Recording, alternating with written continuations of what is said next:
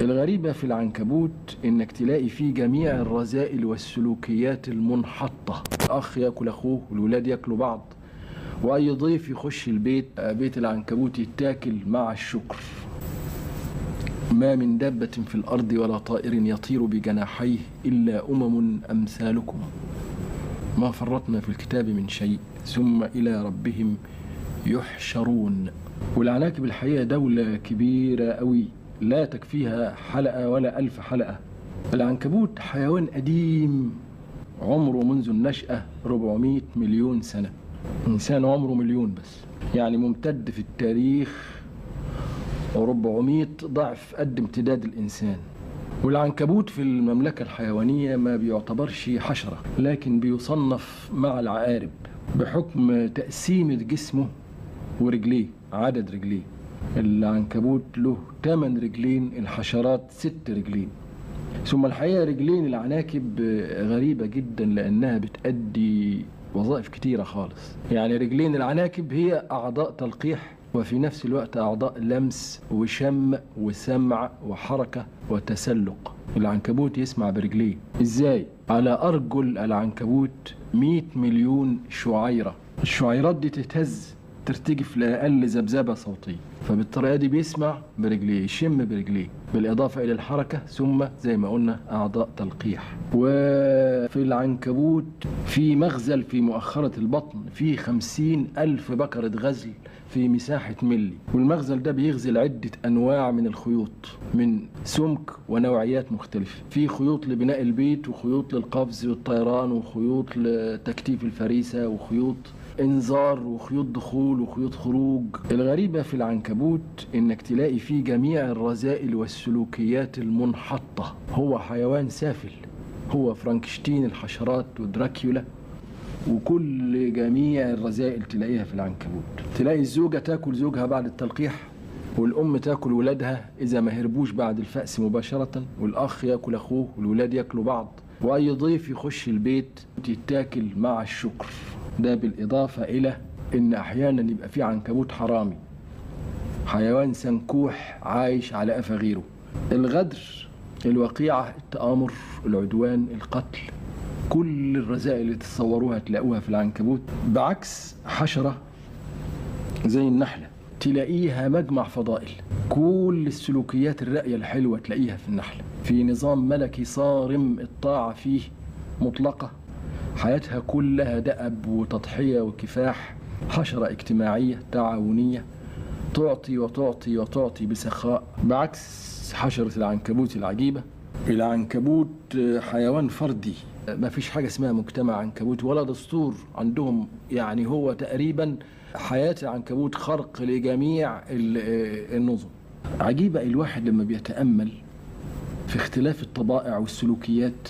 يعني دي تكاد تكون الحشرات هنا نفوس متفاضلة. لما نقرأ في القرآن ما من دابة في الأرض ولا طائر يطير بجناحيه إلا أمثالكم، ما فرطنا في الكتاب من شيء. إشارة هنا إلى الدواب بمختلف أنواعها، ومنها الحشرات طبعا، إلى إنها ومش بس أمثالكم. في نوع من المثلية بيننا وبينهم. بنشوف النملة بتكلم، قالت نملة يا أيها النمل ادخلوا مساكنكم لا يحطمنكم سليمان وجنوده. أو الهدهد لما بيقول أحط بما لم تحط به وجئتك من سبأ بنبأ يقين. ثم الهدهد يصف ربنا سبحانه وتعالى فيقول الله الذي يعلم الخبأ في السماوات والأرض ويعلم ما تخفون وما تعلنون. ده إيه ده كلام نفس عليمة عندها فقه، ده واخد دكتوراه شريعة. الحقيقة الواحد بيقف يعني بيحتار. طبعا في شواهد تدل على الكلام ده بدليل التفاضل في الأخلاقيات بين أمة وأمة من الحشرات بشكل يعني اللي شفناه بين نحلة وبين عنكبوت مثلا. إنما الواحد يقعد يفكر يقول يعني في نفوس عالمة ربنا خلقها على شكل حشرات، في نفوس مؤمنة متفقهة في الدين ربنا خلقها على شكل الطيور. شيء غريب. في ظاهر الأمر الحشرات في ظاهرها تبدو أنها شيء مهين بدون قيمة، الواحد يدوس على حشرة يموتها، إيه الحشرة؟ لكن يبدو أن في باطن الأمر الحكاية مختلفة، وفي أسرار مسطورة ومحجوبة. ثم الإشارة الأخرى إنهم يحشروا إلى ربهم يحشرون. دي حكاية كبيرة، نفوس شريرة والنفوس خيرة. وبعدين الغريبة إنه هذه الأمم ستحشر.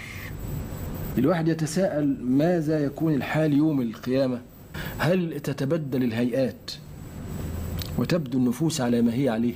في إشارات قرآنية في الموضوع ده، يوم تسود وجوه وتبيض وجوه، معناها في نوع من تبديل هيئة. أو عن الكافر ربنا سبحانه وتعالى يقول سنسمه على الخرطوم، يعني يبقى في علامة على مناخيره تدل على كفره. كل ده برضو نوع من تبديل الهيئة.